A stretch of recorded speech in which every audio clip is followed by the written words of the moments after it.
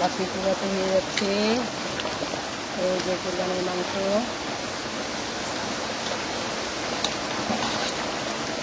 হয়ে গেল, খাওয়ার জন্য রেডি। চালের রুটি আর ঝাল গরুর মাংস রেডি হয়ে গেল। লাকড়ি চুলাতে রান্না করলাম, মজা হবে নিশ্চয়ই। লাকড়ি চুলাতে যেগুলো দিল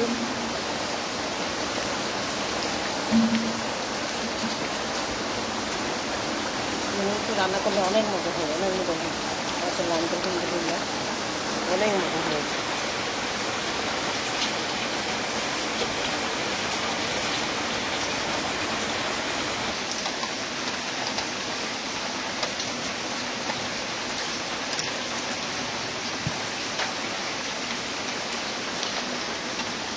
শ্বশুর বাড়িতে গ্রামের চুলাতে রান্না, অবশ্য গ্যাস আছে, গ্যাসের মধ্যে চাটা এটে সেটে সব করা হয়।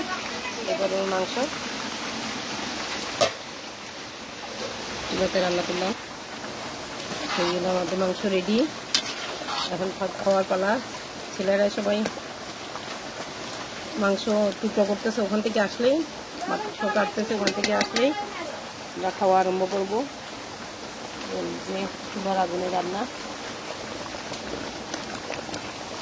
লাকড়ির চুলার রান্না অসাধারণ মজা, তাই লাকড়ির চুলাতে বসলাম।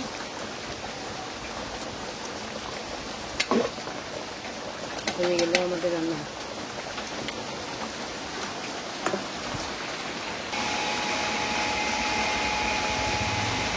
শ্বশুর বাড়িতে আসলে একটা জিনিস খুব মজা লাগে, এই যে লাকড়ি চুলাতে রান্না খাওয়া যায়।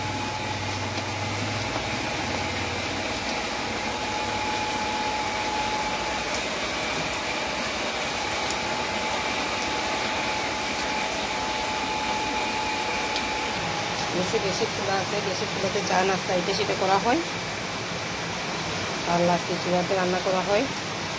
কারণ লাকড়ি চুলার রান্না মজা হয়, এই জন্য লাকড়ি চুলাতে রান্না করি, ভালোই লাগে।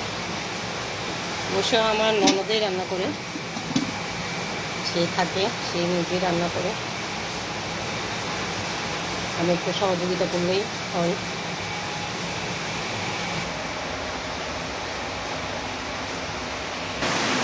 বছরে বৃষ্টি আর বৃষ্টি, আর এদিকে কোরবান চলতেছে, কোরবানের মাংস কাটাকাটি চলতেছে। কিছু আমরা রান্নাতে বসিয়ে দিলাম খাওয়ার জন্য, আর কিছু রেডি করতেছি, এবং বাকিগুলা সবাইকে বিলি করব।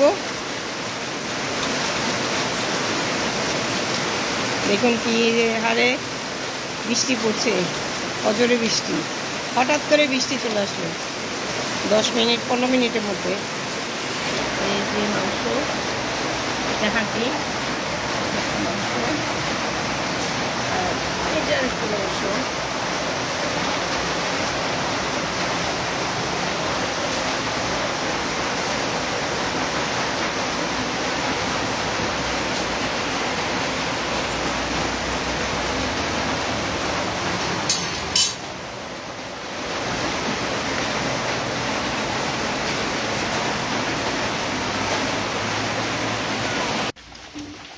আমরা নলা বসিয়ে দিলাম, নেহারি করব, গরু মাংস করেছি, আর একটু কালো ভুনা করব।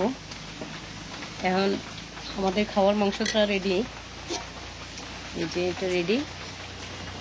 এখন নলা বসালাম। লাকড়ি চুলার রান্না অনেক মজা, শ্বশুর বাড়িতে আসলে এই মজাটা পাই।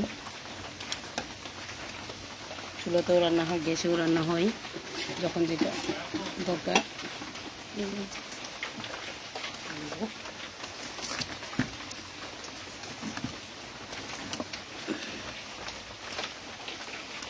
আমার জামাই খাচ্ছে, আমি